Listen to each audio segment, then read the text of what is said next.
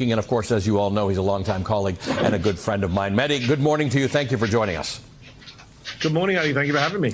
The LA Times billionaire owner, Patrick Soon-Shiong, released a statement a few days ago about that newspaper's decision, or his decision really, to not endorse anyone. And it read in part, quote, "The editorial board was provided the opportunity to draft a factual analysis of all the positive and negative policies by each candidate during their tenures at the White House and how these policies affected the nation. In this way, with this clear and nonpartisan information side by side, our readers could decide who would be worthy of being president for the next 4 years." Now, Mehdi, he uses the term clear and nonpartisan information, but I think that misses the point that I'm sort of trying to make this morning. It leaves out the context that would be perhaps a normal thing to do in a normal election. Donald Trump does not articulate policies. In fact, he can't make it to the end of a sentence. When you ask him about his tax policies or his child care policies, he rambles on about windmills and boat engines and sharks and nonsense like that. Yes, you're very right. And that statement you just put up on screen is perhaps the ultimate expression of what some of us have criticized. I know you have, I have over the years, which is the both sides-ism of our media. I can't think of a better expression of both sides-ism than let's draw up some policies, many of which Trump does not believe in, cannot articulate, you say, and will not implement, and put them side by side and pretend that these are two normal candidates. What frustrates me about this approach from many in the corporate media is this idea that, well, we're journalists, we should stay out of it. And I get that. You should stay out of partisan struggles. Journalists shouldn't be carrying kind of Democrat or Republican signs on their lapels. But the idea that the media does not have a stake in this election, that journalists are just bystanders, passers-by, is ridiculous. If democracy is at stake in this election, as it clearly is, then the media's freedom is at stake, right? The journalists, I've said this for a while, Ali, journalists should have a bias towards small d democracy, not big D Democrat.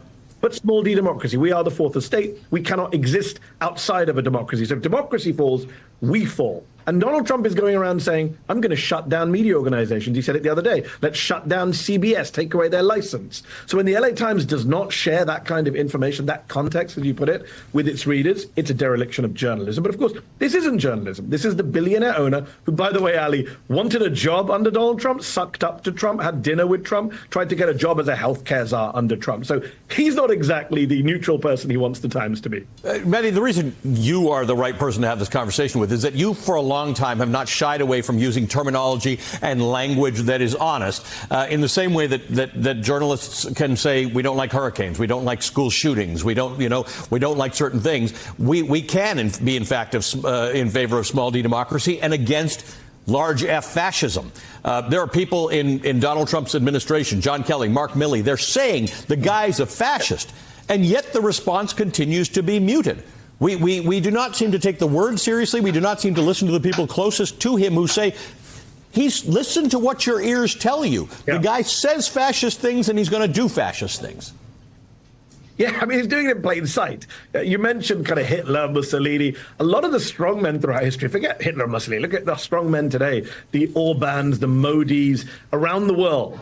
They kind of hide what they're up to. They don't go out and say it in plain sight. Trump is very unique in that sense, is that he's laying it all out for us. And his people around him, both his supporters and his former supporters, now critics, are all laying it out for us. So we have no excuse to say later on, well, we didn't know, we had no clue. This is not 2016, where this is the guy from Home Alone 2, The Apprentice. We'll give him a chance. It'll be funny. Let's, let him burn it all down. He'll be fine. It's just talk. No, he's been president for 4 years. His people who served with him are telling us he's a fascist. Ali, my first appearance on this network, on MSNBC, was in July 2020, at the height of the George Floyd protests. I was guest hosting Chris Hayes' show, our friend Chris's show, All In.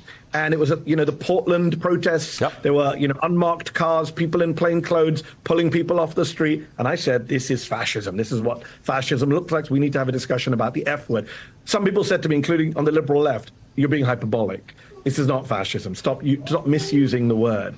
And here we are, 4 years plus later. I hate to be vindicated in this way, but two generals who served under Trump, who are not liberals, they are conservatives, who are not Democrats, they are Republicans, they're saying, fascist to the core, to quote Mark Milley. And again, Trump says it himself. The LA Times owner says, let's lay out the policies. You don't need to lay out the policies. Just lay out what Donald Trump is saying. Yep. I want to be a dictator. I want to terminate the Constitution. I want to go after my enemies, the vermin, the enemy within. I want to use the National Guard. Oh, and by the way, you know what? If you vote for me now, you never have to vote again in 4 years. The vermin, the talk about immigrants eating cats and dogs, there are real echoes to there are remarkable echoes to 1931, 1932, 1933 Germany, where reasonable people in Germany in that day, because it was one of the most advanced societies in the world, would have said, it's not going to come undone. This is rhetoric. We enjoy positions in government, in academia, all through society, and then the worst happened. I'm not suggesting we're going to repeat the Holocaust, but people forget how fragile democracy can be. It's pretty sturdy, but you cannot entirely ignore it in the face of someone who says he's going to undo it.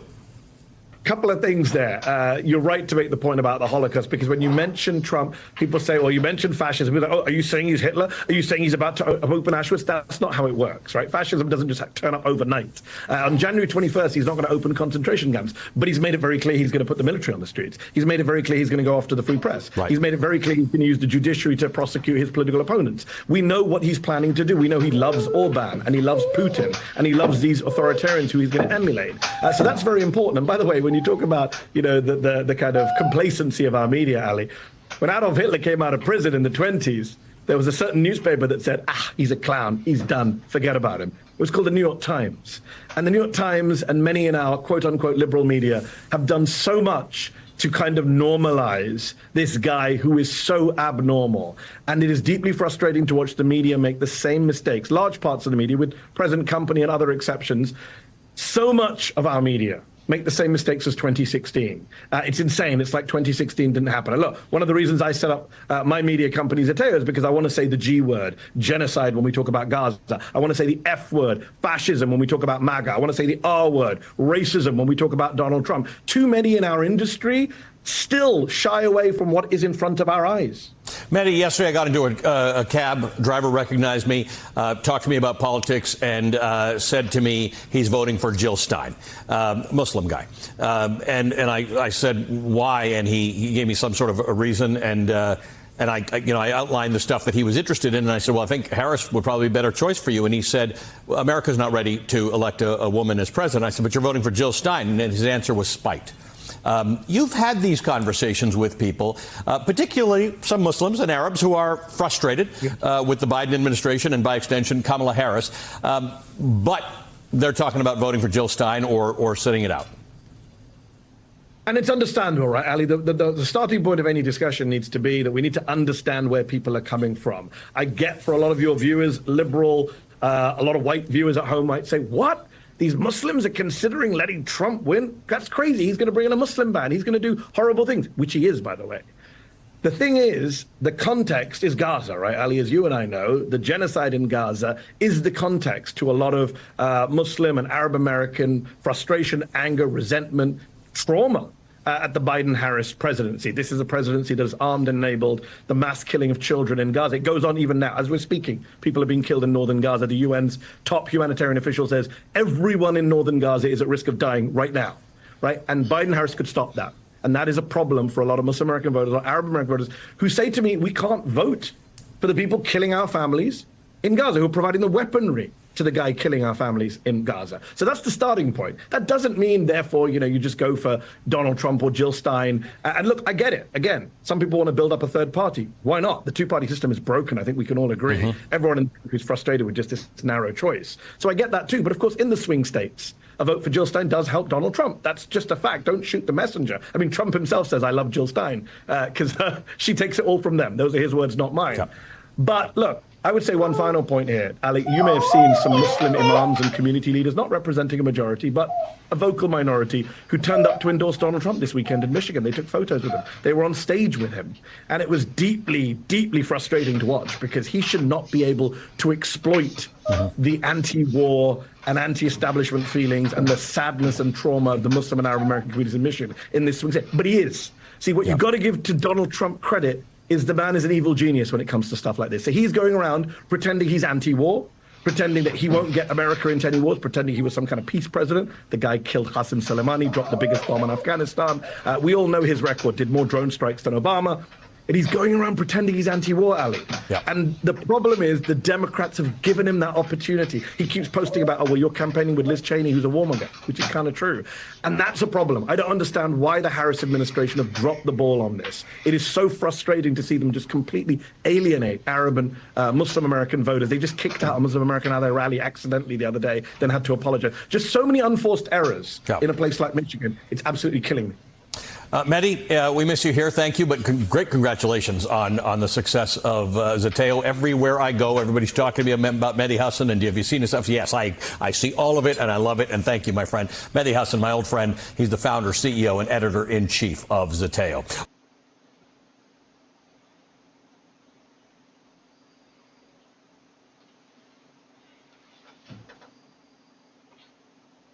Joining me now is Nikole Hannah-Jones. She's the reporter for the New York Times Magazine. She won the Pulitzer Prize for her work on the 1619 Project, which she created. It was subsequently published as a book, which I just showed you. And this week, it has been released as a beautifully illustrated edition called The 1619, a visual experience, which I have here in my hand, which is wonderful for all of us, Nikole, who loved the original set of articles and then the book. But for those of you who have trouble understanding the concepts in it, it's now a picture book. So maybe that'll make it. I don't know if that's why you wrote it. You did it that way, Nikole. Welcome. Thank you for being here. It's important to talk to you because what's going on at the Washington Post and the LA Times, this anticipatory obedience. You are a victim of what happened, of the fact that you had ideas, you put it out there, and the threats came so fast and so hard. You can put up with it. You have accepted those threats. You live with them. But it hit others around you. When you got that appointment at the University of North Carolina, everyone who got that appointment before you got tenure. That's just the way it went. They've never not done it that way. And then all of a sudden, it's Nikole Hannah-Jones, and we're not giving her tenure. Yes. I, appreciate you hosting me on your show so many times because, like you, I've been trying to ring the alarm that, love the 1619 Project, hate the 1619 Project. It was never this type of suppression, this type of efforts to censor ideas was never going to stop at just a single project. And I appreciate you kind of beginning with, Timothy Snyder. I recommend all of your viewers to get this as a very small book. But what he says is, that when we engage in self-censorship, when we censor ourselves before the government forces us to, that we are teaching power what it can get away with. And I'm very afraid when you have these two very laureled, long-standing institutions that on the news side have been doing amazing and critical reporting, pro-democracy reporting, that when they begin to self-censor, that is simply then affirming, if Trump does come into power, what he will be able to do with that power. And these times call for us to show that we are doing what we have been charged with doing from the beginning of this country. Ali, we are the only profession, journalism is the only profession that's protected in the Constitution. That's right. And that's because our founders, as flawed as they were, understood that you cannot have a free society without a free press that is critical of power, that holds power accountable. And so when we bow to threats, that means that we are actually ceding our fundamental role as a check on power. Let's talk about this because you study this and you teach this. We think about the influences of power on the press. And all over the world, there are examples. India, Greece, Hungary, Turkey, forget about Iran, China, and Russia, where it's embedded.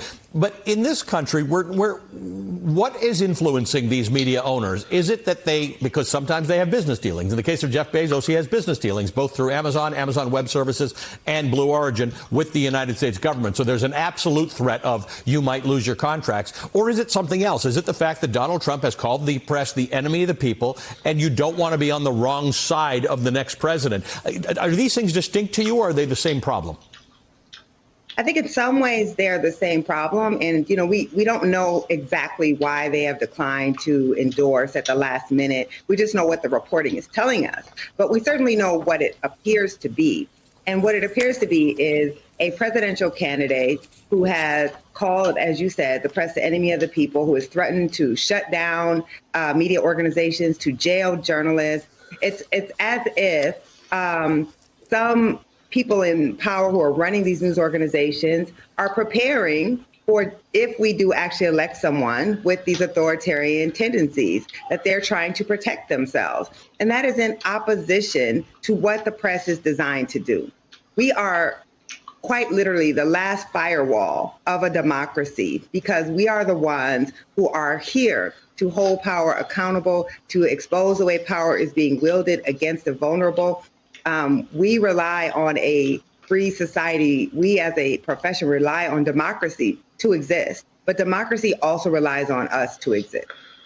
Nicole, thank you. Thanks for just continuing to be strong. I mean, people who watch this show know that our Velshi Banned Book Club started with this when they banned this book, the 1619 Project, which, by the way, in my world, only makes people want to read it more. Nicole Hannah-Jones is a Pulitzer Prize-winning reporter for the New York Times, co-creator of the 1619 Project, and now of the 1619 Project, a visual experience, which I'm holding in my hand here, and I have to tell you, it's absolutely